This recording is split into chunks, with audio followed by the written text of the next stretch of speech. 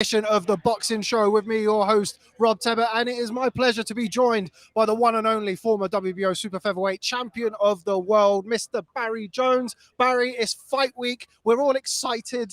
I was Barry McGuigan 2 minutes You ago. were Barry McGuigan a couple of minutes ago. Yes, we won't name who it was, but somebody came over and congratulated. Those Mickey Mouse stats, what they called? No, I don't know. Actually, those combo box stats, some of them are fantastic, but the punch stats are a load of shit. And especially now. All the other stuff is when they don't count the jab as a power shot, makes no sense. But all the other stuff is like really interesting stuff. Well, it's a shame because he was such a big fan of yours, Barry. He was, yeah. The hottest fight. It was the hottest fight he'd ever been to. Mine when I boxed in Doncaster. But welcome to Las Vegas. You got in last night, didn't you? Made it over. Yeah, I did. Yeah, I got in last night. Do you know, I was up for 27 hours. Couldn't sleep, so I went out to Vegas. Went with Dave Farah. I would commentate of course, with Channel 5, and yeah, we went to a nice little. There's a bar outside Mirage I go to every time I come here. And then we went outside there for a little while, had some food, and then yeah, back to my shithole. And my and then yeah, no, I'm here. Yes. We're both very, very excited, Barry, aren't we? And none more excited than we were at the press conference. So we just keep looking off because we're going to be joined by Derrick James in 2 minutes. I'm being told, of course, the trainer of Errol Spence Jr. That was a fiery little press conference, Barry. And I don't think we were particularly expecting that. No, if you weren't excited for the fight already, and I don't understand why you wouldn't be, that's got you good. Because it was tasty, but without going over the top. Do you know what I mean? Those days people they overreact on purpose to make it like ludicrous. But that was genuinely nasty. Crawford doesn't give a shit about anything, about anyone. And I think Spence is almost in the same sort of vein. A different personality, but the same. You can see it in their eyes. They look right through you like you're not there. They get like they're genuinely nasty when they need to be, and that's what makes the fight so great. Because you know, if either one given an opportunity, he'll pummel the other one till he can't get up. Yeah, I mean, it's something that we spoke about before with Terence Crawford. He just has that menace about him, doesn't he? He has that cool, cold, like almost detached kind of animosity, I guess. But like, it was interesting for me because the first half of the press conference, he was kind of, you could see him sort of playing it cool, I suppose, but then there was just that moment where he kind of, what did you say? Well, to be fair, I thought he was trying to be quite diplomatic. He was saying to the families, listen, you're on a fight, let's just, you guys just keep quiet and let us do our stuff. Paraphrasing, of course. But then I think it must be, was it Errol's brother? It was one of the family members, yeah. Kept chipping away, and in the end, he just went, what you say? Sort of thing, wasn't it? Again, not exactly the exact words, but it was enough to go, I've had enough of you. And yeah, you could see his eyes turn, couldn't you? And it was a bit nasty. But the trainers were nasty. I was just about to say, yeah, it was nice to see that. And obviously, we're going to be joined by Derrick James shortly. So it's going to be interesting to see what he has to say about his confrontation with Bomac. Don't think, again, I didn't quite expect it. I expected maybe a little bit of something. What do you think that is? Do you think that's just kind of getting closer to making the weight, or what is that? Well, everyone's anxious and eager. I don't think there's a weight issue with Bomac and Derrick James, but there's a weight difference. But yeah, I just think it's that, I think everyone gets touchy because let's forget, as much as you like it, it's their egos on the line as well. It's their careers in many ways. The boxers put in all the work. And we are just about to be joined by the trainer of the year, Mr. Derrick James, here in Las Vegas. Derrick, thanks very much for joining us here at Boxing News. I'm very well, thanks. How are you? I'm doing good, thank you. It was a very spicy press conference today. I wasn't particularly expecting that. Were you? You know what? I think that when you're around people and you know how they feel about you, you have to rise your feelings to the same level that they feel about you. Because if not, you're going to get caught blindsided. Sorry, Derrick. I was going to say, it seemed to me like out of everybody up there, the coolest person in the house was your charge, Errol Spence Jr. Yes, he was, yeah. Is that just who he is and what he's like? Just got an unruffleable character? It's like this. You always got to watch out for the quietest guy in the room. He's the one thinking about stuff, focused on stuff, and making stuff happen. And so you'll see on Saturday night what he was really thinking about. You could noticeably see the size difference today. Right. Is that a big factor for you, or are you just banking on just the ability alone of Errol? Being bigger is just what it is. In fighting Mikey, we wanted to show that we could box, right? Because they say better boxers, better this, better that. Well, Crawford, It's all about, just doing our best to be better, and not so much about the size. The size will come into play eventually, but initially it may not. But I think down the line it might, it could. I don't know. We're not banking on that. Yeah. For me, again, from the outside looking in, the jab of Errol is the key because it's so hard Right. that like Terence likes to catch a jab, and I'm not sure if he'll be able to do that against Errol. Well, The weight of that jab. If he steps behind it, right. I mean, he has a very hard jab, and there's several ways to throw a jab. So he's throwing that hard one. It's just as hard as the straight left punch or straight right hook. is keeping it long. Like Errol always fights long, and Right. that's so neat about him. He punches inside his body Right. frame, Right. which is fantastic. But is keeping it long important against Terence because he throws the hooks over the top. Right. You just have to do everything you can to take away what Terence Crawford does, and so that's the reality. And if that's the case, then you do that. If that's wherever you move, has to be a move that takes away something that he's great at. A lot of the talk coming into this fight, Derrick, has been about the activity or the inactivity of Errol. What do you make of that? I mean, he's gone on record and said that he feels revitalized and he feels like he's given his body time to heal. From your perspective as a trainer, is that a factor? Will it not be a factor come fight night? How do you feel about that? I think that. I'm not gonna say he's been inactive. I mean, just from not fighting since last year, whatever it was. You know what I mean? But I think at the same time, I think that. He's fought the better opposition, without a doubt. Fighting at a high level of competition, it's a totally different situation than fighting, keeping the belt instead of taking belts. Just on Errol Spence, he's kind of said this week that he potentially sees this being his last fight at 147 pounds. You're now into those days where you're very much in the weight cutting part of fight week. How has he been at the weight this time around? He's been good, man. He has a great dietitian that works with him. Elliot is doing a great job, and he's keeping him on point. He's keeping him on cue. So, Anthony Joshua, a couple of weeks' time. We're expecting the big man to be here at some point on Saturday. How has he adapted? You're now in your second camp with him. A big fight on August the 12th in London. How's he getting on? He's doing great, man. He's really a great, true consummate businessman. He's really on his deal. Like, he doesn't go out, he doesn't do this, he doesn't do that. His whole day is spent therapy, whatever it is, just keep everything fresh. I've never really seen anybody like that before. He's really like, he's never done anything outside of what he has to be doing. And that's really great to see. I think physically Joshua, does everything really well. Right. Technique is good. Is it all mental with him now? He boxed well against Franklin, and he did, but just that a belief that he can be a bit more positive, or well, really, what Franklin, he fought the fight that I wanted him to fight. Okay. I didn't care about a knockout. Everything I did was about not caring about a knockout, just getting more time with him. Yeah, sure. Creating a strategy that would have him winning every round, but at the same time, keeping him in a space where he won't be able to be touched. So he did what I wanted him to do. And important to trust you in the fight scenario, so he's listening to what you're saying instruction-wise. Oh, yeah, without a doubt, he's listening. We have conversations all the time about boxing, conversations all the time about, he understands what I want him to do. That's really what it's all about.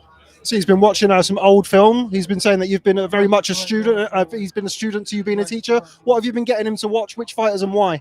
Really, we had dinner together the other night, and we accidentally saw Larry Holmes, which he had never seen Larry Holmes. No. And he was like, just like watched me like, hey man, look at it. You can understand. Like, he's like, why did they not talk about Larry Holmes more? Yeah. And so that's really what's funny, that they don't talk about Larry Holmes more. But yeah, it's like, he's a great fighter. We mentioned there about Anthony Joshua. It seems like your gym's getting busier and busier every other month, Coach. Busy, You've got Ryan Garcia in there now. It's got Frank Martin, of course, who boxed a couple of weeks ago. Right. Jamel Charlo at the end of September has the small task of jumping up to 168 against Canelo Alvarez. A busy time for you in the gym. Man, it's really busy, but at the same time, it's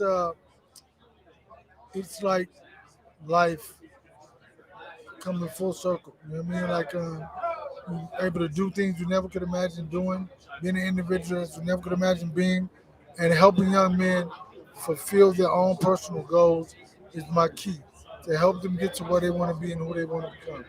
How talented is Ryan Garcia? We all saw him against Javonte Davis. I think the general feeling was that may have come a little bit too soon for him. We can all see kind of the raw ability that he has, the natural athleticism that he has. How much has he still got to work on to become the fighter that you want him to be?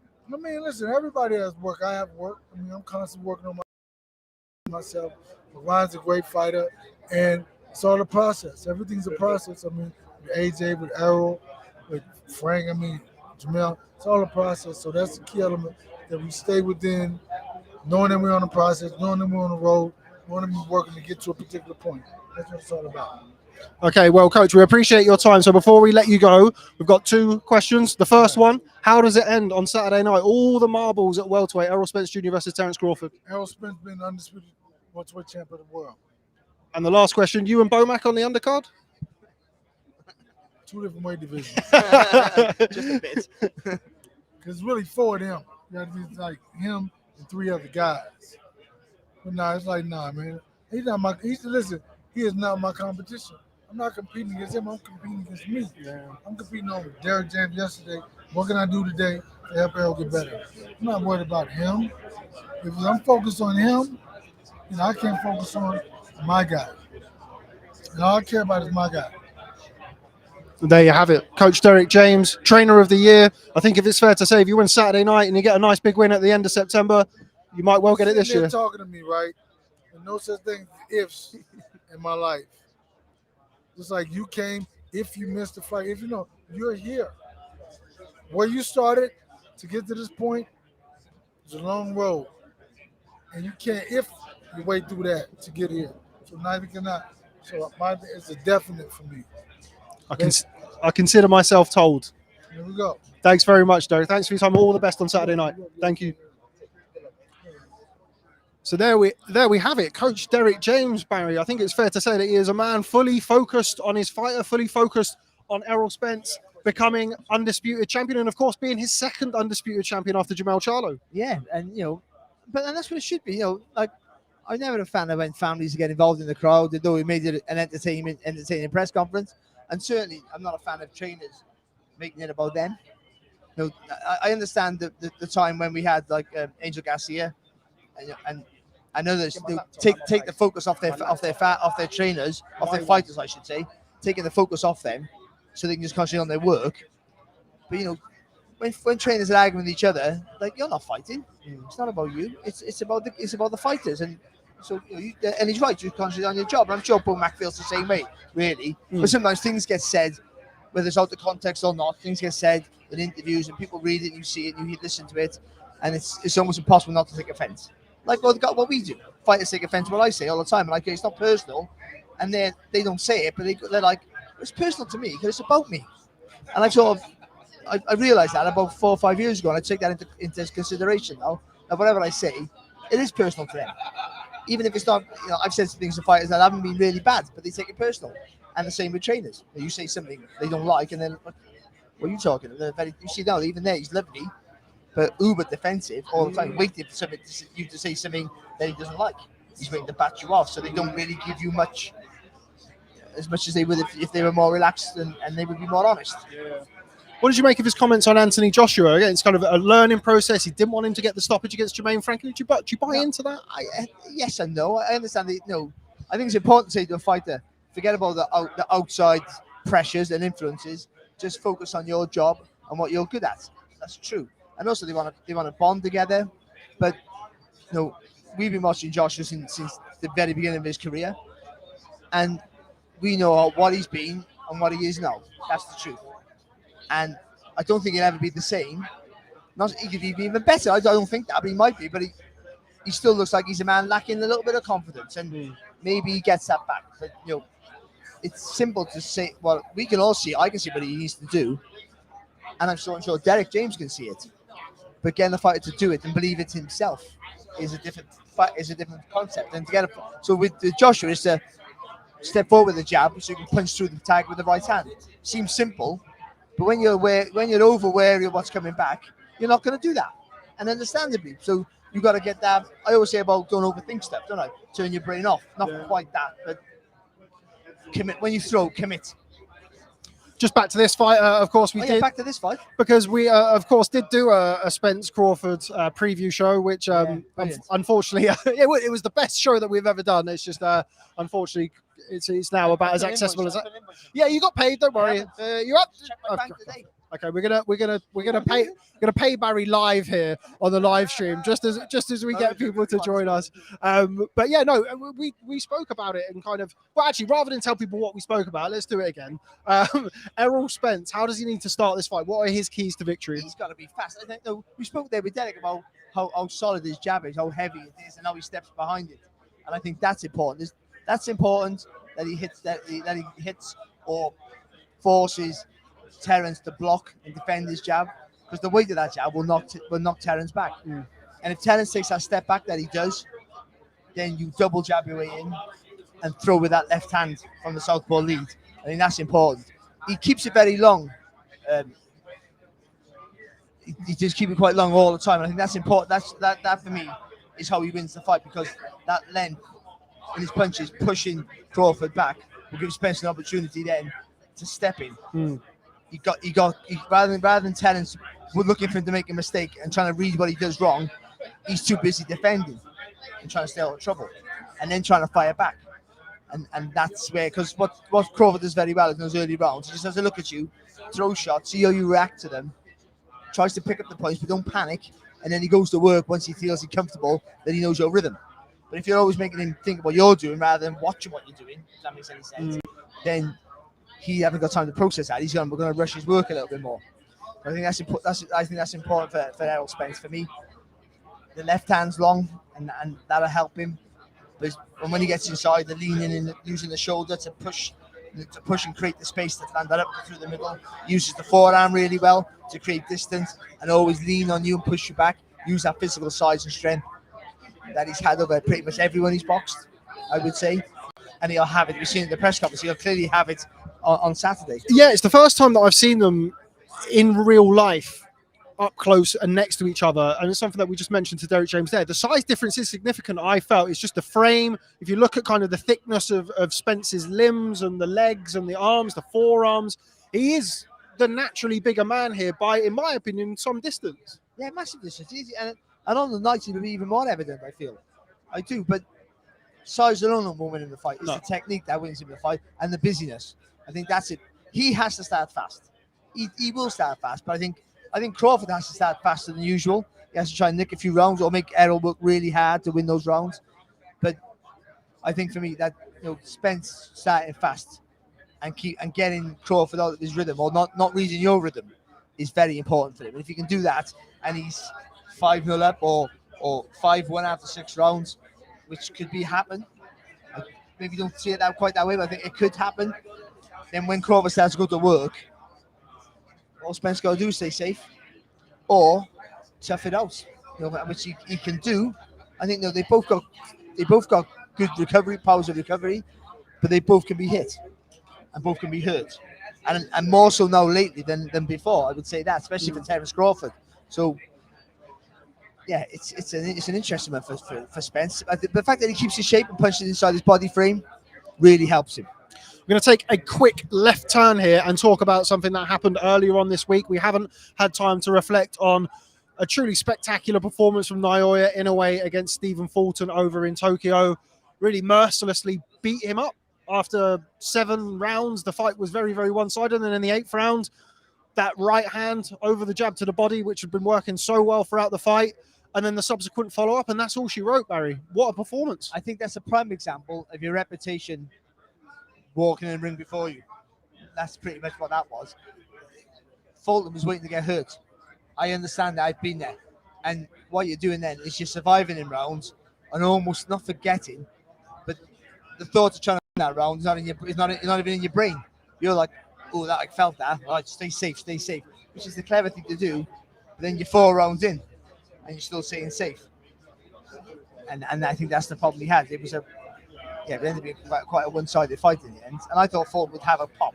And he tried to in stages, and he caught Inoue with a good right hand. Yeah. But and he took it with no problem at all. I know Fulton's not the biggest of punchers, but I do think he has a bit of snap in his shots. He took it easy. The weight wasn't a factor at all. I don't think Fulton didn't look weak at the weight either. I would say that. He might use that as an excuse when he moves up now. Yeah, I know it, but he's just walking him round. He's cutting off the gaps. Really fast counters. Really fast. Jabbing to the body, whipping that left hook over the top. That was really good. Yeah. The jab, and because that jab's hard, so you're not looking to block it. It's making you go.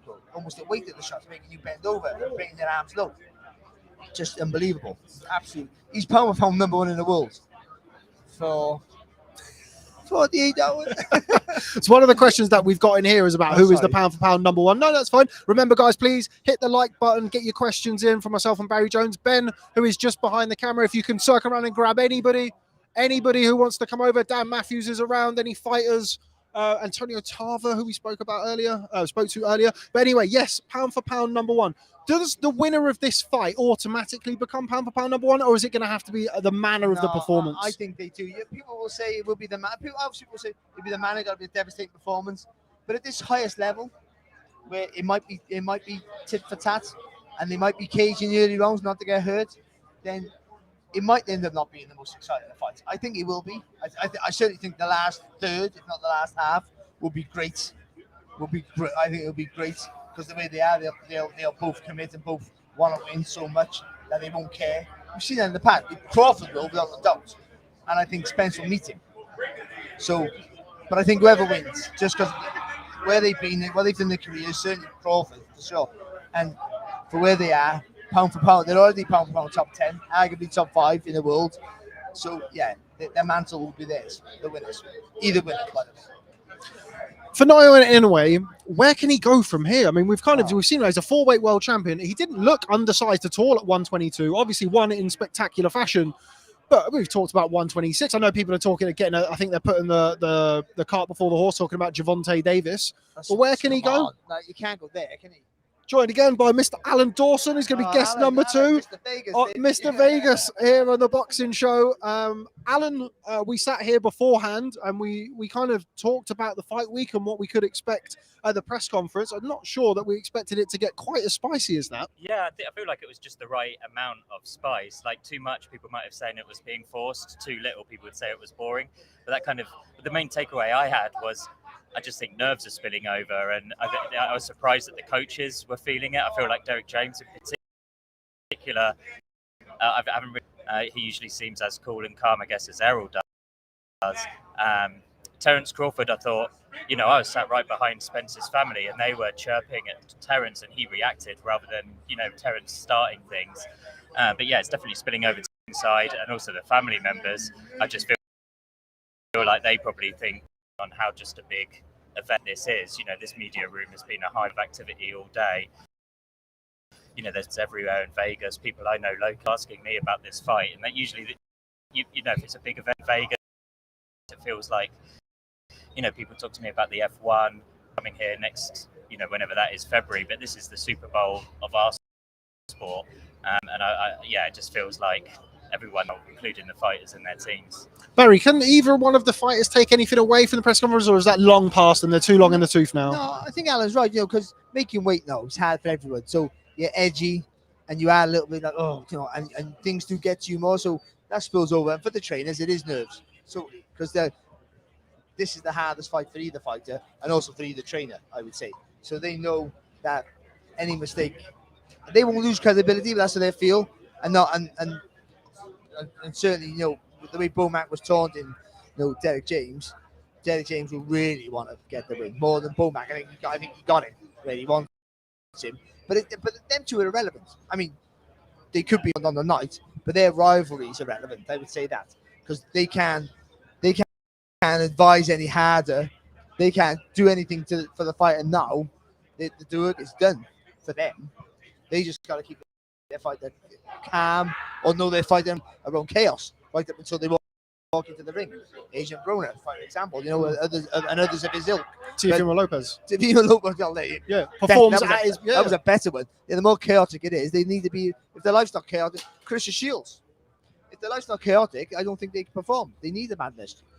So I think it might help, and maybe that's the reason for it. Maybe Terence needs that.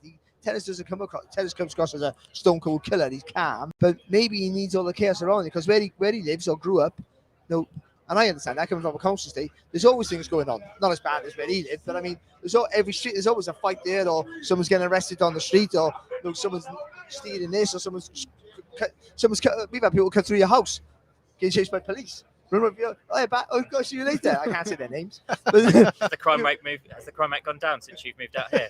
Yeah, pretty much. No one opens their door except for me. Top fence of me. But yeah, so you like that's your life, and then when it's all tranquil and everything else, you probably feel uncomfortable. Maybe I'm making all this up. Of course, I'm just thinking that why would they want to get involved? The trainers in a spit for spat like this, and let's go.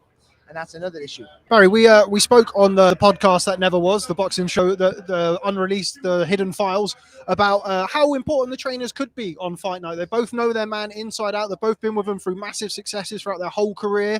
How pivotal could the role of each trainer be on the night? Yeah, like I always say, you're only as good as your fighter, full stop. But they might be important in this sort of fight. And it might be a rallying cry. We said this on the last one. I'll say it again though. It might be the Andrew Dundee when Leonard Box turns. You're blowing it, kid. You're blowing it, and then Crawford gets up to something spectacular because he might be down on the cards, or it could be a real slow down, like Errol Spence. Slow down. He's rushing at you now. He's rounds behind. When he comes on to you, take a step back, whip that up to the middle. It might be, the trainer might be there just to slow you down a bit, because sometimes when you're involved in a fight, a pattern of a fight, you can't get out of it. Great fighters have done it. I got to mention Joe Kazag in every single podcast we do, of course, but he did against Kessler. He was in the wrong fight in those first 4 rounds, and a fight he was going to get beaten, and he changed the pattern of a fight. Like, that takes a great fighter. Sometimes you do that, and that might be the case here. Look, Spence might be ahead. Crawford might start rallying then and have him in trouble, and it might be and Spence will be fighting back like we know he can, we know he will, and then it might take Derrick James to go, listen, slow down, don't get involved, jab, step, uppercut, and keep it simple rather than go, rather than get up, champ. You only got 6 minutes. Leonard versus Hagler, Angelo Dundee again, actually, or Teddy Atlas with his massive rants of fireman and magic and all sorts of stuff coming from Teddy. You know what I mean? But he's an intelligent guy. He came up with some crazy stuff, but it'll be. I want it to be that. I want the corner. I want it to be like the corner just says some crazy inspirational stuff, and the fight turns on its head because it's sort of Hollywood style drama that we'd love to see. Barry, got a question coming in here from Jim McDonald Boxing. Big up Jim McDonald. Yeah, the one from Coronation Street. McDonald, not McDonald, unfortunately. But anyway, who's got the better pivot, Barry? Who's got the better pivot? I would say Crawford because he throws off it. Yeah. But Spence does pivot. But I think Crawford. I think Crawford overall has got the more natural, more variety in his work and the more natural movement, and that'll be a problem for Spence. I feel that's the biggest problem for Spence. The punches come around the outside. But yeah, I would say Crawford. But thank you, because I was going to mention pivot, and you've done it for me. I was going to say, in the space of the first couple of guests that we've got on the live, Barry, we've got a Joe Calzaghe and a pivot. Barry Jones bingo very much underway here on the Boxing Show. I've got a question for you, Barry. You're saying about how pivotal the coaches could be, but what do you think nutritionists could play a big role here? Particularly, I'm thinking of Spence, because we've already heard that this is probably his last fight at 147. So he's going up to 154. He clearly looks bigger than Crawford. He was looking really big at the open workouts last week, and I've just been told he might even weigh up to 170 on fight night. But if it's going to be a grueling weight cut, or if it's going to be a good weight cut, how much of a role could the nutritionist play in how good Spence feels, both tomorrow and after he's rehydrated? No, it's a great question. I think it will be important. I think if Spence is used to cutting weight hard, by the way. So, and obviously the older you get, the harder it is, and the more inactive you are, the harder it is because you're fighting less, of course. But I do feel that if he can dictate the pace, then it won't be a massive factor. Because he fights at a high pace, but it's his pace. Now, if Terence can change that and make him fight at his pace, whether he slows it down or makes him work even harder than he wants to, then that might play a factor, because you are, whether you like it or not, making weight weakens you. It does, and that's why the biggest issue with drugs, of course, in boxing. Because if you're going in with a fully charged tank, which very fighters do, unless you're too small for the weight, and then you have the natural size factor comes into play. and that might be the case with Terence. Though I got no doubt he's having the cut weight to make it also. But yeah, it could be a factor. But I do think it's if Spence can dictate the pace, it won't be. Even if he loses the fight, it won't be. But if Crawford can take over that pace and he's in charge of that, then I think Spence's tank will empty really quick. So I just think there's two ways of looking at Spence's weight. Either like because Crawford's now accustomed to 147, but with Spence looking at 154, he could either physically impose his size, particularly if they're going to fight inside, in the pocket a lot. But then at the same time, you don't know whether he's just too big for the weight already, especially if he's already got designs of moving up. That's a problem as well. You're getting if you are struggling for weight, it takes a little bit from your chin sometimes, quite often actually, one elbow. And if Crawford catches him coming in with the shot, that's why I was on about it's important for Spence to keep it long. If Crawford leans back with that because he got crazy long arms as Terence Crawford, and that's what has just a distance with Terence Crawford because you think you're out of range because you're the longer guy, but he's got a longer reach. So if you can catch him coming in with a hook and he doesn't see it, with the weight cut as well, that could be a factor. I mean, a real dangerous factor for Spence. Okay, there we have it, Alan. We've taken up enough of your time, so we're gonna love you and leave you to get on with some work. But just again to plug, we've got two freelancers here, two of the finest freelancers in boxing, in Alan Dawson and Barry Jones. There they go. So anyone got any work for them? Pop your name in the comments, and we'll get back to you as soon as possible. The last time I saw Alan, you were going to Vegas. I spoke to you earlier on actually, but before that. You were on. You hadn't gone then. It was just we were walking. We were coming on the train, weren't we? Yeah. Come back from one of your podcasts. Yeah. 3 years on. Cheers, boys. Thanks very much, Alan. We'll catch up with you soon. See you soon, mate. The big man of Las Vegas has left us momentarily. We're going to scope out and see who else is going to join us. We are missing Andy Clark, aren't we? Andy Clark. Who? It's a shame that we couldn't get him out here. Somebody actually asked on the earlier live. He's in I don't know, Timbuktu or something. He goes mad places, isn't he? Yeah, he does. Yeah, he's probably doing some like European show somewhere. Slovenian box cup or something like that. Remember, guys, you can get all of your questions in for myself and the one and only Barry Jones. I thought you were going to get Spence. Where's Crawford? That's a good question, Barry. Good question. Sorry. Mr. Tarver, I think, has just jumped on a different podcast. Sorry, guys. It's always a bit ad hoc here when we're doing the lives, but we'll manage to waffle our way through as we usually do. People at home, I don't know what the weather's like there. It's middle of the night, isn't it? But it's so stupidly hot here, isn't it? Yeah, it's ridiculously hot here. Particularly somebody like me who starts sweating and gets out of breath going upstairs. Well, I got you last night, and I didn't go to bed till like 1 o'clock. I was up for 27 hours, and but I've had my 5 hours, so I'm fine now. But I was walking back from the Mirage, and the heat at 12 o'clock. I mean, with a gust of wind, I thought someone had a fire on. Who's got a fire on? It was so warm, unbelievable. Can that play a factor at all in fight week? I mean, obviously inside in the team, you got aircon, you got this, it's kind of all. Well, it depends where they're based and what the weather's like where they're based. So, Spence being in Texas, I think. Yeah, he won't bother him, will he? I don't know what the weather's like in Nebraska. That can be quite up and down, can't it? Yeah, and I think Crawford's been training at altitude as well. Oh, there you go. So yeah, they'll be fine. And also here, everything's air conditioning, isn't it? They're not walking the strip like we are. So looking for money. Some of the talk this week has been about, you've got two guys in there, and I think we saw a little bit of that at the press conference there about the fact that they're both, alpha male. They're both top dog fighters. They're unbeaten. They're, pound for pound star fighters.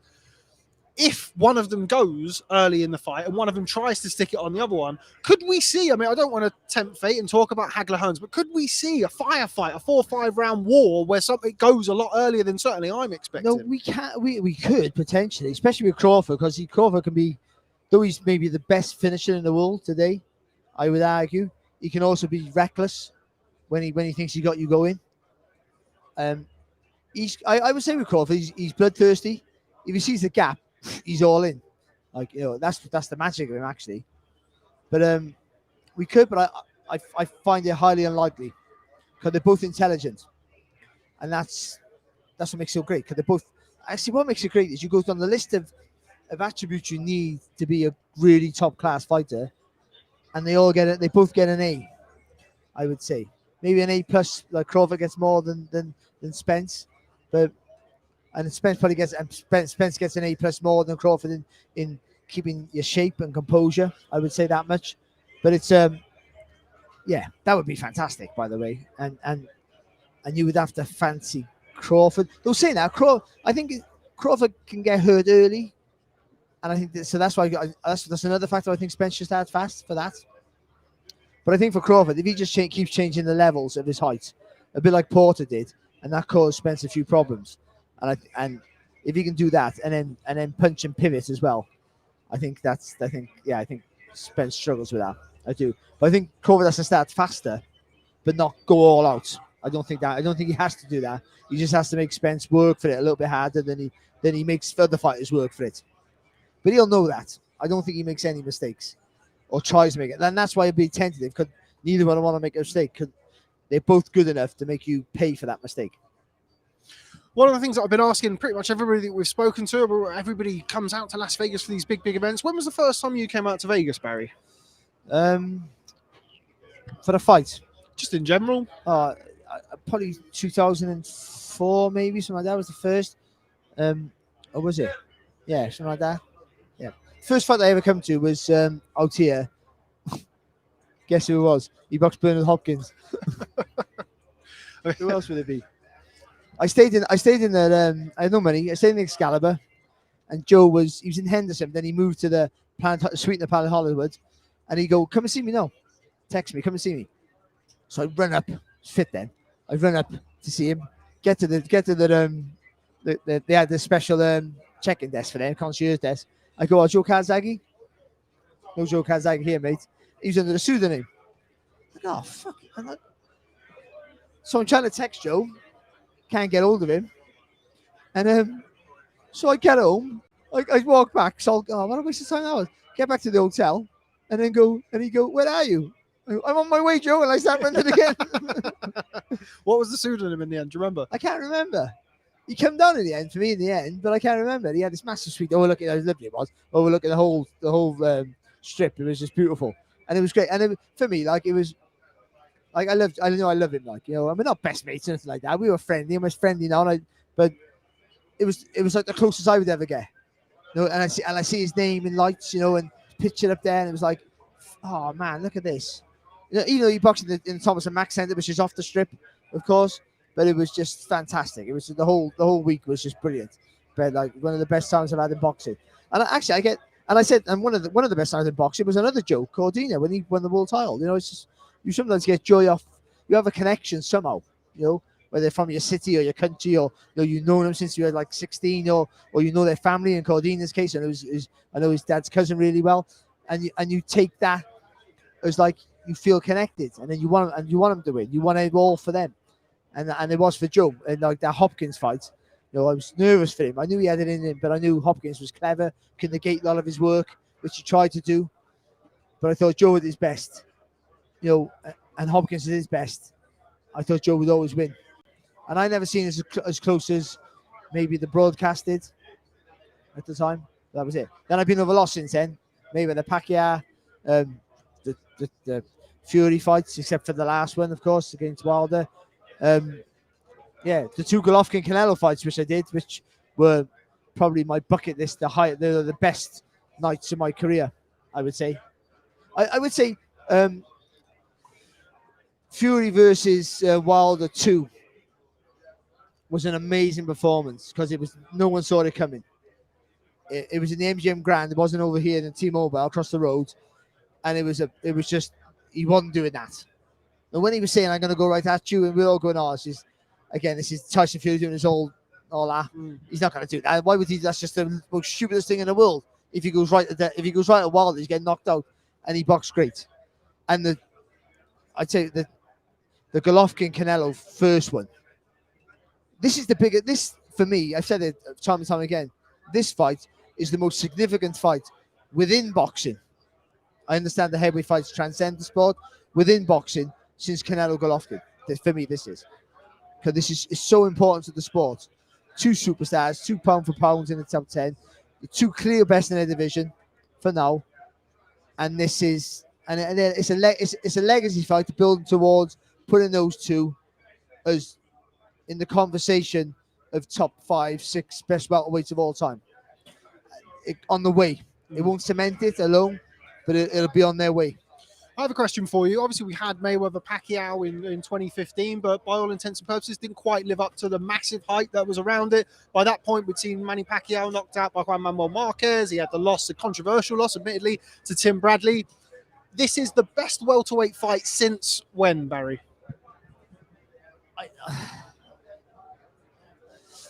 I know everyone like tags the Leonard and Hearns because they were both undefeated. But for me, is since De La Hoya Trinidad. That was the one that I was going to go for. Yeah. I first of all, I was thinking maybe Whittaker Chavez, but I think De La Hoya Trinidad because they're 2 undefeated fighters, brilliant warriors, fought. De La Hoya never gets the credit for who he. De La Hoya, by the way, was a superstar. I mean, as big as you could possibly get. One of the biggest superstars boxing's ever seen, ever will see. One of them. He could have cherry-picked his way through the whole of his career, earning tens of millions, fighting anybody. But he never. He very rarely fought subpar opposition. Even Obakar, who people will see as an easy defense, no one wanted to fight him because he couldn't. He was a hard sell, but a really good fighter. By the way, he was beatable against a very top level, I feel, but he was a top level fighter who would be one of the best today. Yeah. By the way, I mean top 4 today, maybe, and maybe top 3. So and that was seen as this is one of his easier fights, by the way. So I think that for me, that Felix Trinidad and Oscar De La Hoya fight was huge. And this is the biggest one since then. How important is it that this fight? I don't want to tempt fate here. We do talk about it fairly often, but I don't want to talk to you. Cause we got the magic man we here. got the magic man himself, the genius himself, Antonio Tarver, the one and only. I do, Antonio. Pleasure, mate. Yeah, man, brilliant. What we represent? Boxing, we got you. We can charge you. Joined by the one and only, the Magic Man, the 5-time champion of the world, Antonio Tarver. Antonio, spicy little press conference that was, wasn't it? It was. A lot of tension in the room. I mean, it just says both guys are ready. Their camps are bought into it. Everybody's invested in this fight. And there's a lot of at stake. So, tempers are flaring in there. And everybody's just ready to get it on, man. The wait is over. Both fighters look good in their skin. I mean, it looks like, both of them definitely, they ready to eat something. Do you feel me? Just wait. I know they can't wait till the weigh-in until they can get this shit over with. But the fight, the pre-fight isn't over until they step in the ring. So it's important that they get their rest right now. They visualize this fight. So whatever happens in that fight, they've seen it already here. They got to be dialed in. This might be a fight where the physical, your body give up, but your mind got to take you the rest of the way. We used to see those type of fights when we had 15 rounds, Yeah.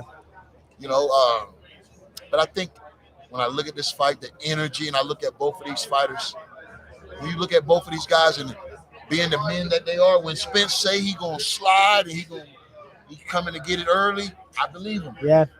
And when you look at Crawford, the type of man he is, he ain't going to back up. So that's what leads me to believe that this fight could be fireworks early until it's not. Put us in, reminds us of Hagler Hearns a little bit. But if that don't happen, that means Spence have decided that, hey, breaking this man might not be the best way for me to win. I might have to go to another game plan. You know what I'm saying? The man got shot in the head. He didn't break then. Yeah. What make you think you're going to break him? So my thing is, if your team is so sold out on one thing, you haven't given yourself any other options. And I believe he believes that he's going to break Crawford because he's a little bit smaller in stature. But you think it should be a steady breakdown, like using a reach? He got a solid jab, hasn't he? Spence, really hard jab, steps in behind it, and he fights long. Is that important for him to push Crawford back with the long shots? I mean, I've never seen Spence do anything else but apply major pressure. Now, that's not a knock on him because he does that better than anybody in the world. Yeah. But will that be enough to beat a guy that's complete like Terence Crawford? That we've seen him fight various ways. We've seen him win various ways. He got power in the left, he got power in the right. When he changes the orthodox, he don't lose nothing from southpaw. It's a complete fighter. I know Errol Spence is a great fighter. I know he's undefeated. But can I say I've seen a complete fighter? Personally, from my experience, I can't say that. That don't mean that it's not in him. Because great fighters bring great things out of each other. Yep. We might see something for both of these fighters that we never expected. So this is why I'm so interested and excited about Saturday night. But if this fight start out fast, and everybody's just, balls to the wall, it could end early. We've got a question here for you, champ. It's come from the one and only Sean Brown of Boxing News. Would a prime Tarver beat Beterbiev or Bivol? I broke the Da Vinci Code. He did. Doesn't know. Bruh, come on, stop it. Stop it. I broke the Da Vinci Code. I knocked Roy Jones out, bruh. I'll figure it out. Whoever I'm in there with, I'll figure it out. Which one of those do you think would have been the harder fight for you, star-wise, Beterbiev or Bivol? For one thing, neither one of them is putting no glove on me. They missing more than landing all night. Go back and look at my tapes. This me at 23 years of boxing. I ain't never been cut, bro. I ain't never been knocked out. Never had my nose broke, amateur, pro. So when you talk about the best defensive fighter of all time, you talk about the guy that had less punishment, that took less punishment. Got all my faculties. I fought all the killers. I was on murder row going through the light heavyweight division. And I beat every man ranked above me. Name one that I didn't beat until there was no one left but Roy Jones. And I beat him.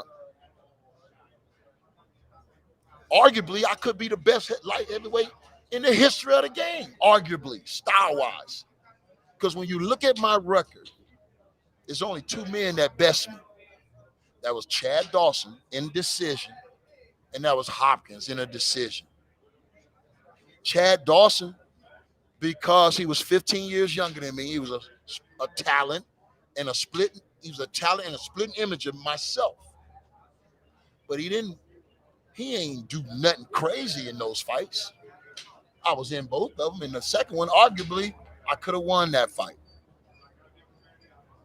Turn down the volume and just look at the fight, judge the fight, and don't listen to the commentary. I could have won the second fight, if you're being honest. And then Hopkins, you got to put an asterisk by that fight. So if you look at my career, bruh, who beat me? You got to put an asterisk by that fight because as great as a fighter Hopkins is, he never outclassed me in a boxing match. If you're being honest, if you're looking at common opponents and you being honest, you know Hopkins don't outclass me in a boxing match. That don't mean that Hopkins couldn't win. But I never showed up and wasn't able to do nothing from the outset of the fight.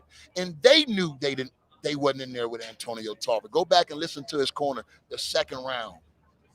They were confident that they knew I was only a shell of myself for whatever reason.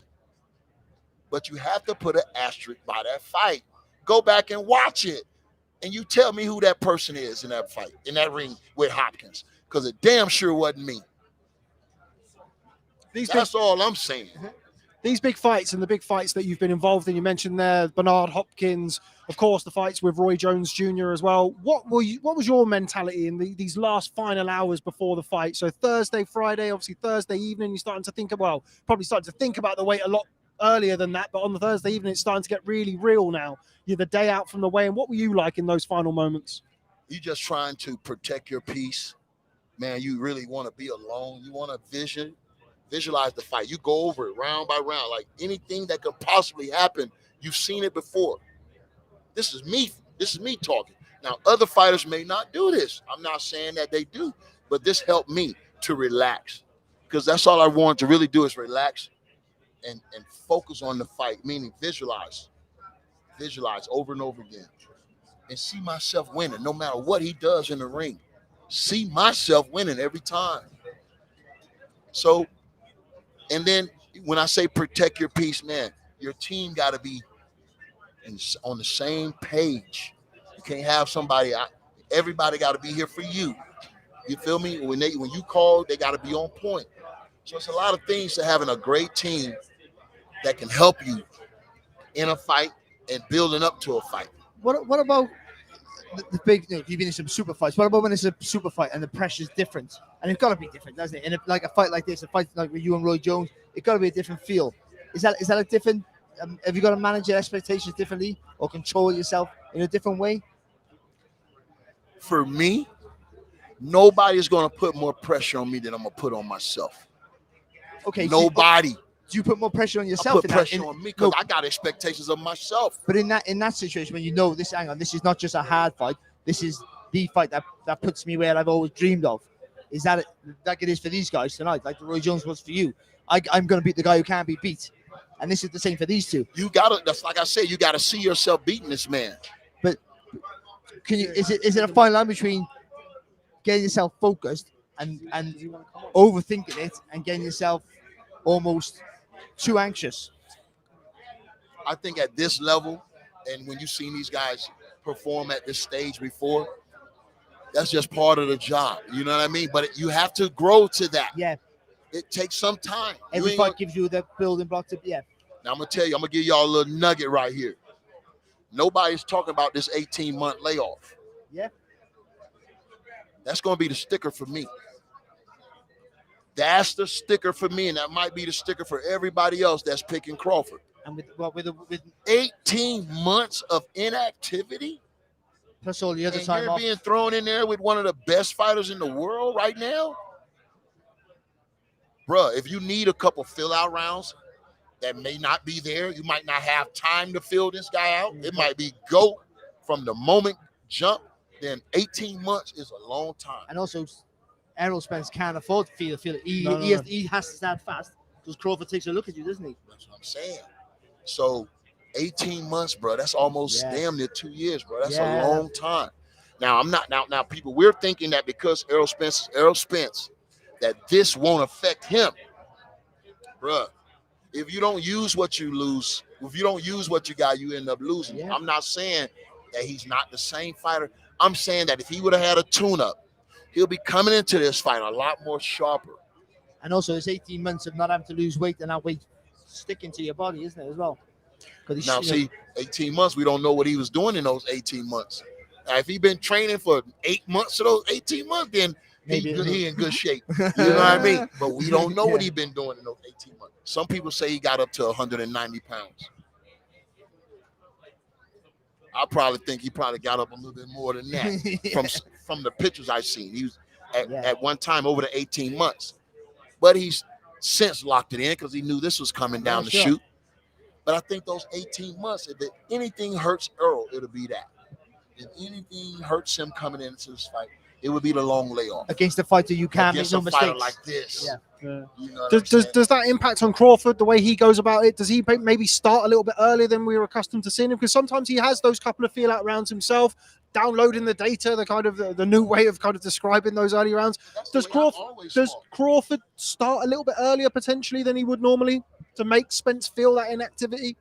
I mean, if he was smart, if they were going to take a gamble, they'll go at it. You know, because of the 18 months, he might have to be, and depending on how he come out. If he come out with a nice sweat on him, but if he come out dry, see, trainer got to be looking at all that shit. That's a really good point, actually. Wow. Don't give him the game because I don't want to be educating these guys. This is what I get paid for. You feel me? Yeah. Come on, man. I'm the best trainer in the game today, and I know it. They don't even use me. Because no trainer out there got my experience. No trainer got my amateur pedigree. No trainer got my success. None. Yeah. And which one has my communication skills? No, you can certainly talk, Come on, champ. guys, I'm built for this. But when winning becomes everything, they'll use me. When winning becomes everything, you feel me? Because you can bring a guy with 2 left feet, and I can teach him how to box. You see? You ain't got to bring no Olympian to me. You ain't got to bring no champion to me. Bring me a guy with 2 left feet with a dedication to learn, and I'll teach him how to box, technically, with all the gifts I got. If he can absorb that, I can teach him. See, when you can teach someone what you know, that makes you very valuable. Bruh, I'm here to tell you, I believe, it's just me being crazy, but if Wilder would have gave me 2 weeks, his ass would be heavyweight champion right now today. That's how much I believe in myself, and I know what I'm talking about, that I can move that needle, bruh. There we have it. The Magic Man himself. Right, before we let you go, we've had plenty of your time, but before we let you go, we got to have the final prediction. The Magic Man, Antonio Tarver. How does it end on Saturday night between Terence It's been Crawford the and Errol hardest Spence? prediction I've had to make because I was already sold on Terence Crawford years ago because I knew what I was watching. You feel me? I see him first. I see all the kids first because I know what I'm looking at, bro. Then 2-3 years later, they on top of the world. But they tapped in with me early because I saw what I needed to see. See? You can't take away my experiences, bro. I live with that. And I've been doing this shit since I was 10 years old, bro. The only thing I'm saying is I'm a source of the information that these guys need. And I can make a bitch believe they can walk through a brick wall, bro. You see? You gotta get a trainer that can make you believe that you can do anything. Because there wasn't no limit to what I could do in the ring. There's no limit, bro. And ain't nobody, that night that happened, I wasn't surprised. I wasn't surprised. I told him it was gonna happen. Ask Max Kellerman. Ask Ron Borges, all of them. Ask all of them. Dan Rafael. Ask all of them. I told him I can't let it go to decision. So they know it was no fluke. They just didn't recognize the real when they saw it, bro. So what they make them though? If they couldn't recognize it, they don't know what to look for, bro. Because how could I sneak up on them when I was one of the best amateurs in the history of the game? I'll wait. How could I sneak up on anybody when I was one of the best amateurs in the game? I don't think anyone thought you sneaked up. Bro, yes they did. No, You know what I mean? I just think I think the opinion of Roy was so great He was just unbeatable. that Yeah. no one thought anyone, even as talented as you clearly were, no one could see it. That's what it was. So and no one thought, I didn't. It wasn't a fluke. You shocked the world. That's what happened. That was the truth. From the outside looking in, we all, I think because I'm at the age where I saw you box from the amateurs, and you can see your talent. You know how good you were, but Roy just seemed like Superman. yeah, he did, and you get on the train, you almost don't even look at anything except it's Roy Jones fighting. Oh, he's not going to get beat. And you go, and then you think Tarver's a really good test. Oh, that's got a really hard fight for him. Really good test. We'll see. He's going to show something special.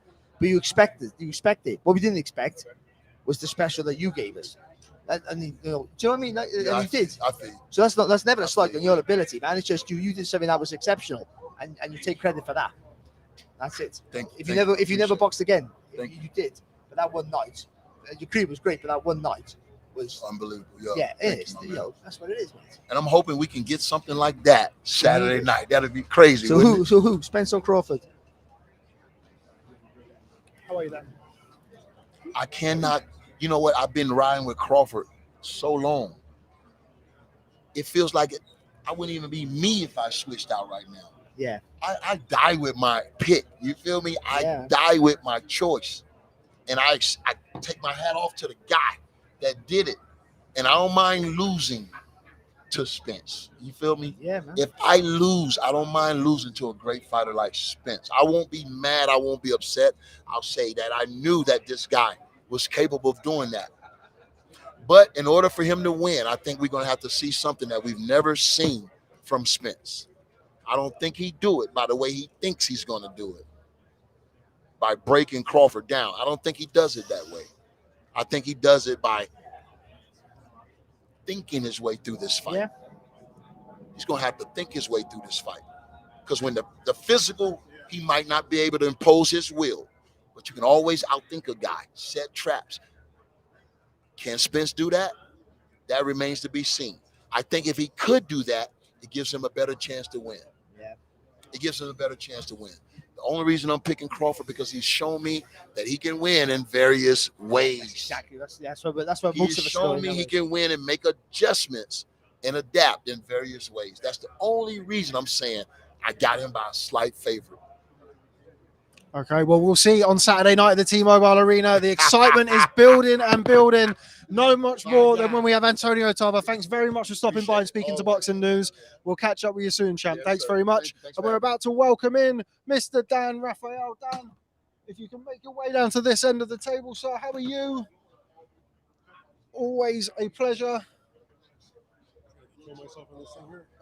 Here we go. How are you, Dan? Been a little while since I've seen you. They wouldn't let him I'm leave. doing very well. Good to see you, Rob. Nice to see you. You well? Yeah, mate. See you.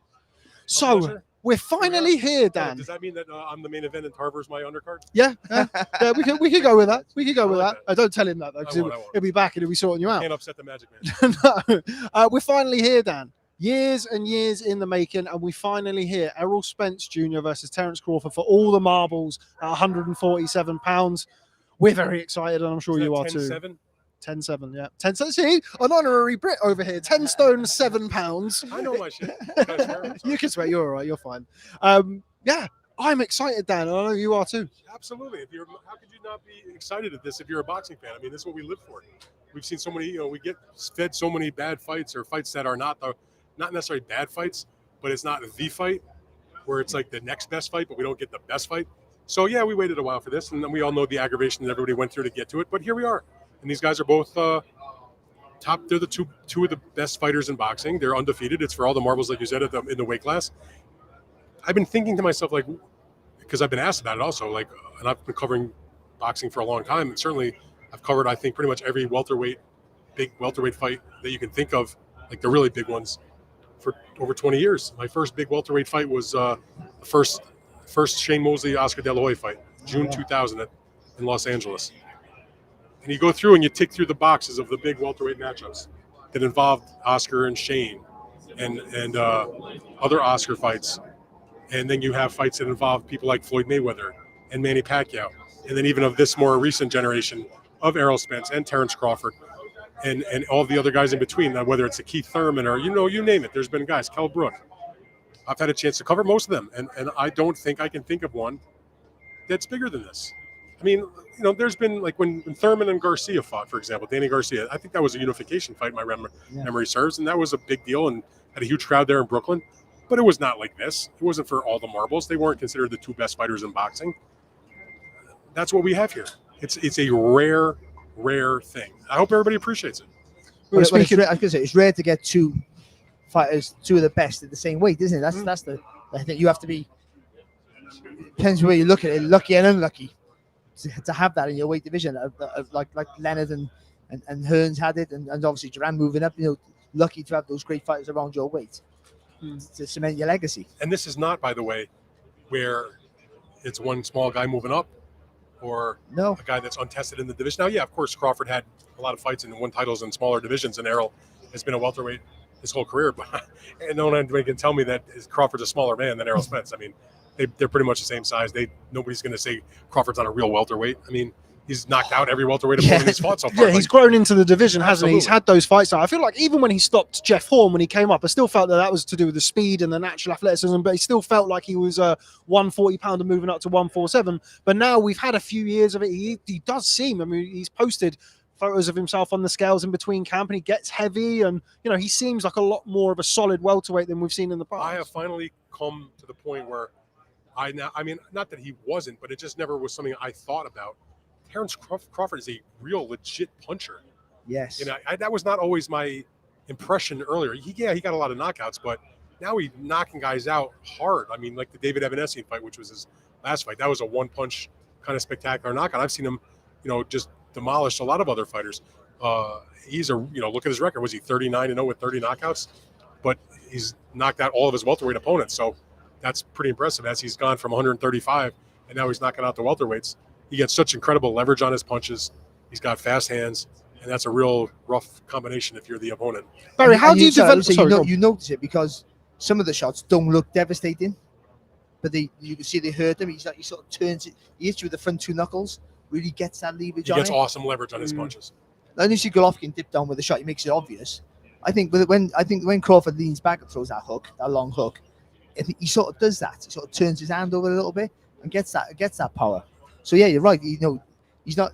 Your first thought of him that he's not a devastating puncher. I don't know why that thought is, because he clearly is. Spence is a good puncher also, but a different kind of puncher. And then people look when I first say this, they what are you, crazy? And then they kind of think about it, and most people would agree with me. I look at Spence as like a Chavez kind of puncher. Julio Cesar Chavez was one of the all-time greats, had tons of knockouts and beat a lot of good guys by knockout. But he was not the kind of guy that knocked you out with one shot. No, yeah, he broke you down. He hammered you. Attritional bones. Yeah. He made it brutal. Suffocated you, yeah. So even in the famous example, of course, is the Meldrew Taylor fight, where he was losing every round on the scorecards, but he was beating him down and hurting him and messing up his face and breaking him apart to the body. That's kind of like what Spence does. He doesn't get guys out with one punch like the way that Crawford has been able to do, but he beats you down and breaks you up. And so, is it going to be the possibility of Crawford with the big shot that gets Spence in trouble? Or is it going to be Spence going to be able to, do the damage and break him down slowly but surely? When you get to that last few rounds, the guy's got nothing left. I mean, that's what we're all here to see what happens. I don't know. Commercially, I spoke to Stephen Espinosa yesterday, and of course, we're riding the crest of the Davis Garcia wave, and Showtime are having an exceptional 2023. I think it's fair to say that, Davis Garcia was something of an anomaly. The fight happening at that time with the respective social media audiences that they brought to it. Where do you think this ends up with regards to the commercial revenue created from it? What sort of buy rate are we looking at? So that's interesting, because I have said all along, I've tried to really be careful with my words. This is maybe not the biggest fight of the year. When I use the word biggest, that's usually the one reserved for the one that's the million selling pay-per-view that does the wild and crazy gate numbers.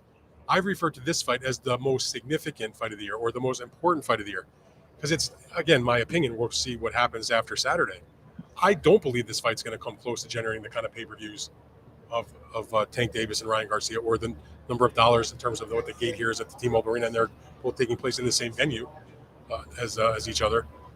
And that's because Tank and Ryan brought, besides just the boxing public, they had a whole different group of people that were interested in their fight. Social media following that both those guys have, particularly Ryan Garcia. They appeal to young girls in terms of Ryan. Davis had an appeal, in the black community, even if they weren't boxing fans. My point is, they had a lot of different areas, a lot of boxes they checked. This fight, as awesome as a fight as it is, and it's going to do good numbers, I believe, but it doesn't. My impression, and I've covered every big pay-per-view there's been since 2000. I don't get any sense that this is busted out into the mainstream at all. I mean, I'm not wishing that. I hope it does big business, because that hopefully would then entice all the other top fighters to, let's take the gamble and fight each other. So I think it's going to do very well on pay-per-view, but it's not going to achieve 1 million buys, in my opinion. I hope I'm wrong. I hope it does, big business and everybody makes a ton of money. But I just don't see it, because I don't have my non-boxing friends ask me about it. That's sort of like a mild case. Like my mom doesn't know anything about boxing. When I was covering Manny Pacquiao and Floyd Mayweather, she called me up. She said, "Hey, I just saw Floyd Mayweather on 60 Minutes. Or I just saw Manny Pacquiao on 60 Minutes, which is for the Brits watching. That's like the #1 news magazine in the United States, one of the top-rated shows for 30 years or whatever it's been on. So if my mom is telling me, hey, I know about Mayweather Pacquiao, other than the nonsense that her son might blather to her, that's more meaningful. I've had not a single, and even friends of mine that are sports fans, no one's asked me about this fight. I said to one of my buddies, I said, yeah, I'm going to Vegas on Wednesday for the fight. He goes, oh yeah, what fight are you going to? I was like, oh my God. Like, he didn't even know about it. He's, a sports fan of all kinds of sports, and he knows a little boxing. This was some huge fight. He would know Mayweather or Pacquiao. He knows when Canelo was fighting, that type of thing. So I don't feel like this fight is busted out. Part of it is because that's just not the personality that Errol Spence and Terence Crawford had. They're more laid back kind of guys when it comes to dealing with the fans, dealing with the media.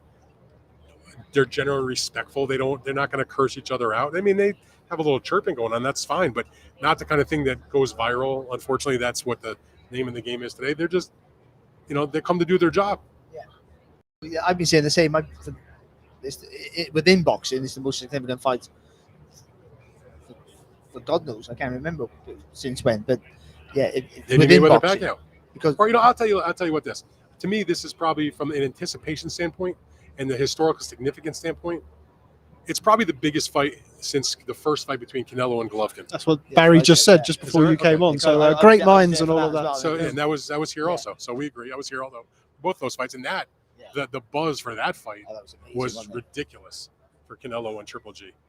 Canelo and Floyd and all those big fights. So again, we in boxing, the diehards, we know this is as good as it gets in our sport. I just don't get the feeling that everybody else knows it also, unfortunately. But it's still the fight the sport needs. That's even though it won't do that, but it goes. I still think it. But by the way, no one's going to be throwing a freaking charity for these guys. They're all going to make millions of dollars, and nobody. And I have all respect for the fighters. Go make everything you can make. It's a hard sport, but nobody's entitled to make it. You got to earn it, and you earn it in the ring, but you also earn it outside the ring. Well, and Terence Crawford and Errol Spence, again, my opinion, have not done a great job promoting this fight. They haven't done. Floyd Mayweather did every single interview there was to do. He worked as hard at his media as he did in the gym. And that was important to him. And I'm not saying it has to be important to Spence and Crawford, but they clearly don't take it the same way as Floyd did. And that's going to be reflected in their paycheck. They're going to get paid, but they're not making the 25, the 35, the $45 million, the 100+ million, 200 for the Pacquiao fight or McGregor that Floyd was banking. But nobody has the right to do that. You gotta sell yourself every single event. Well, Floyd understood. If Floyd didn't sell his fights on his fights, I mean, if that makes any sense, he sold his fights on his personality, his life outside the ring. Because, I'm a massive Floyd Mayweather fan. I think he's absolute genius. But if you were just selling his fights and actually watching his fights, then all the people who bought it wouldn't. Only we would buy it. Right. That's the truth. So Errol Spence doesn't go around to strip bars and throwing money around and showing you his mansions.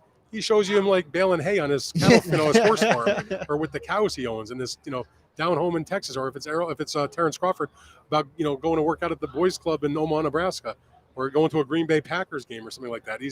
They're just and there's nothing wrong.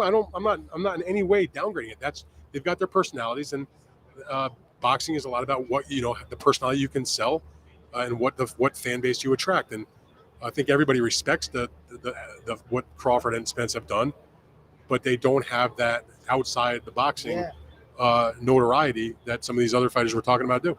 Well, sorry. No, go on, Barry. But I honestly thought if Crawford did get that money that he got for boxing Avanesian, it was 10 million. I'm told it was really about half that. But yeah, okay. I was just about to say that, but you can half it all the time. Boxers lie about money more than anything else, money and weight. But I thought, well, how is this fight going to happen? I didn't think it would happen because if he wants that money for that fight, what is he going to want for this? No, it's going to be, and for what the fight would generate, they can't say what would happen. Because no one's going to take a loss on a fight like this. So I did, and so I was when it was made, I thought that's a gift from God because I couldn't see how they. But again, no one's going to be throwing them any fundraisers.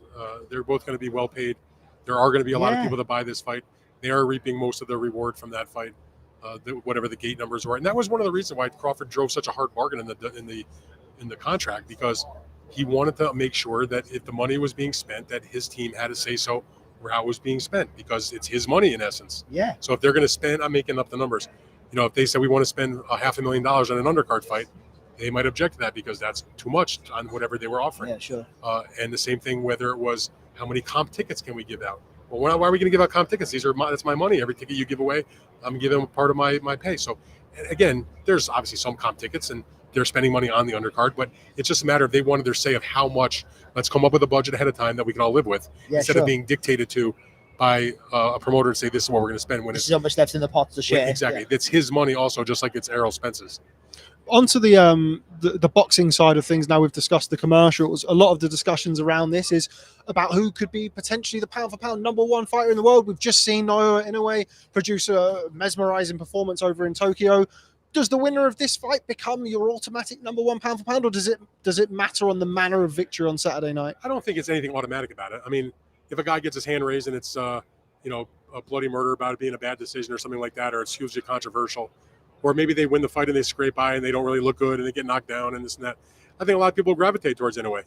But I do suspect that if it's a straightforward win where there's no funny business or people crying robbery or anything like that, or an early stoppage if it comes to a knockout, and whoever wins legit, whether it's by knockout or by decision, to me, then that person probably should be #1. And I have massive love for Inoue. I've been watching Inoue since before he ever won his first title, getting DVDs from Japan back in the day.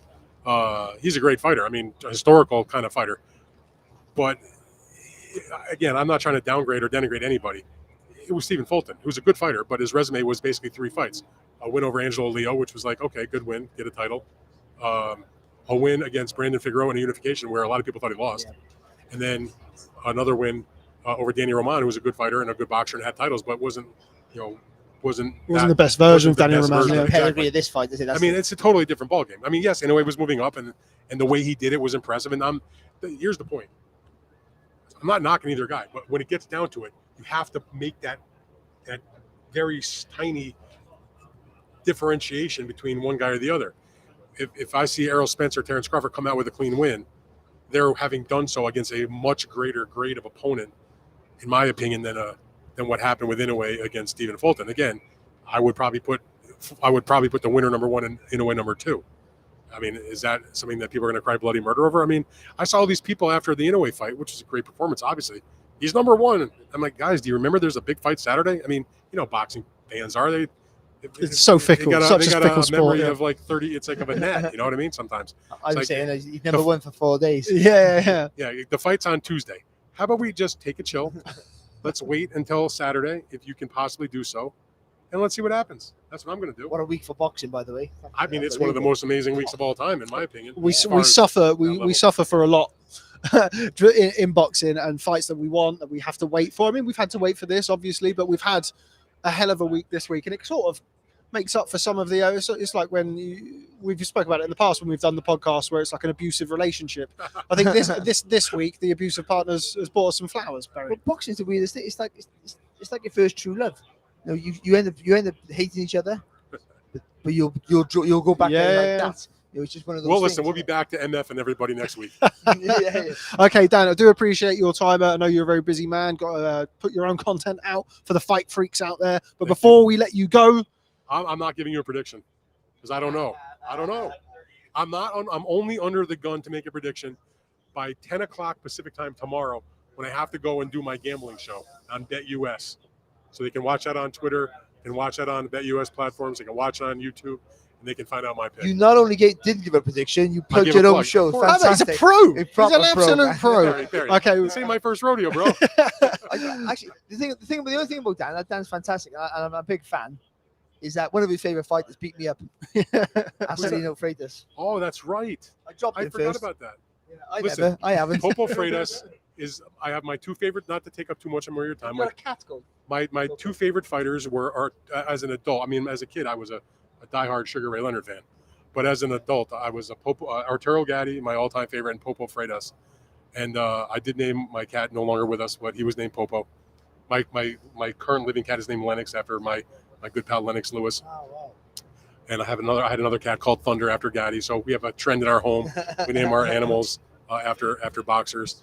But I forgot you got knocked out by my man Popo Freitas. I didn't get knocked out. I got mercilessly battered. So my father threw the towel in 3 rounds too late. I still every now and again I'll see Popo because he manages some guys, or his nephew fought. I see him around a couple times here and there, and sometimes through the miracles of translation, we'll message each other, direct message on Twitter. I do the same thing, yeah. He's such a lovely guy, and he's living his life, and it's nice to see. Actually, he's such the fiercest in his prime. When you faced him, unfortunately for you, just a fierce. I've never been on the floor in my life, ever. the level you box at, I understand that, but I thought I had a decent chin, and I did. You knocked me down 6 times. I got up 6 times, but A lot of guys didn't get up. the first time he hit me, I literally wanted to go, hang on a minute, something's happened. This is not right. And you fought him at 130, right? Yeah. So when he was 130, I mean, he was still really good at lightweight, but he was absolutely devastating at 130. He was something special. When he beat Casamayor to What unify. a win that was. I mean, he didn't knock him out. No, He won the way nobody thought he could by a decision, and he knocked Casamayor down, but he won close. But he deserved that win. And like I said, one of my all-time favorite fighters. People think I'm weird because I get to see all these great champions for all these years. There is certain fighters, though. Certain fighters about have They resonate with I was you, going don't to they? ask you, but if you do see him again, can you ask me for my ribs back? Because I've lost it. I've had to walk the stairs since. Okay, well, Dan, Rafael, thanks very much for joining us here on Boxing News for a very live, very special edition of the Boxing Show. My pleasure.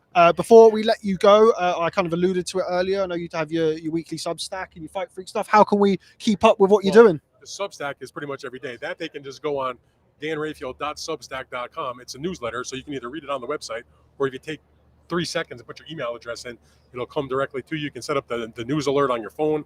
A lot of it's free, but I also got to make some money, so there's a paid subscription for it also. Lots of people subscribe, and I appreciate it. It helps pay the freight when I come out to cover these fights. I'm writing every day, and I got my podcast. You guys do a great job, and there's a lot of guys in this media center and gals that do great jobs with their podcast. My partner, TJ Reeves, and I, we do our podcast twice a week, Big Fight Weekend and the Fight Freaks Unite recap. We do it every Thursday. We just taped one earlier today for the preview, and we'll do one again after this fight to come out late Sunday. We've been doing that for the last about a year and a half, and we have a great time. There we go. And that's on all the podcast platforms, your Spotify, Google, Apple, all that. There we go. There you have it. That's where you catch up with the latest from Dan Rafael. So, Dan, always a pleasure. Thanks very much for stopping by, and I'm sure we'll catch up with you soon. Appreciate it. Okay, so Barry, here we go. We're going to have to keep vamping now. So We've had some big hitters in here, haven't we, so far? we have, yeah, we're still live. We're still, thanks to everybody who's kind of staying with us. We have 135, 140 odd people. We are at Time back home. 2 o'clock in the morning. Is it 2 o'clock in the It's 2 morning? o'clock in the morning. Go to bed. What's the matter with you? Go to bed. So we've got Ben over there just having a little look around. Dan, thanks very much for your time. Yeah, cheers, and Dan. we'll You take catch care, up mate. soon. So Barry, I think I'll call my cat Barry. So Will when you? I get a cat, Well, I'll as call it long as Barry. it's a runner, runs around a lot, I call it Barry. Runs around and shits everywhere.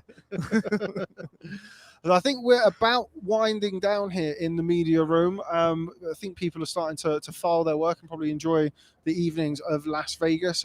Barry, before we wrap things up, any more from you? Any more that we want to hear from you? Do you know what? It's like everyone's been saying this of the significance of the fight, and I think it will boil down in the end to biting down the Newcombe Shield.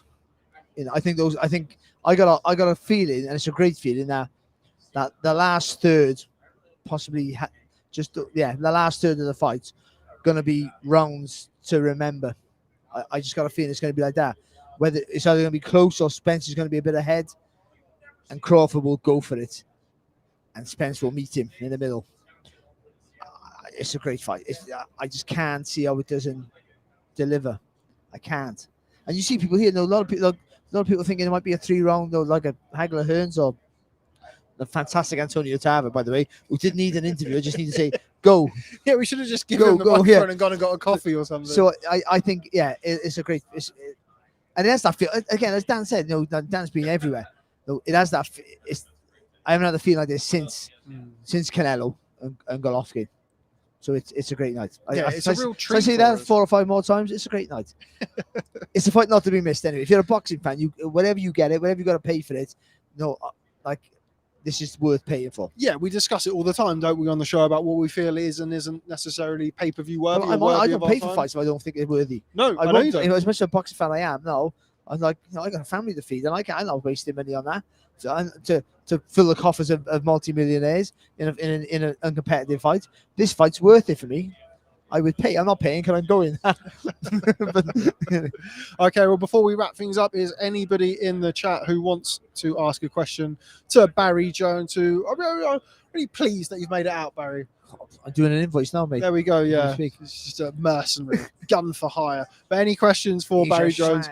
Yeah, very much so. Before we wrap up, going once, going twice. I mean, I'm not giving him very much time to type But I think we'll wrap it up there, and we'll probably reconvene tomorrow. I think it's been a nice little Yeah. setup, a nice little live. Hopefully, do you know what would be nice? The weigh-in gets really spicy as well. A bit Yeah, of I nose think to so. nose. The Yeah. heads come in. Yeah, come on, we're there, aren't we? We're there.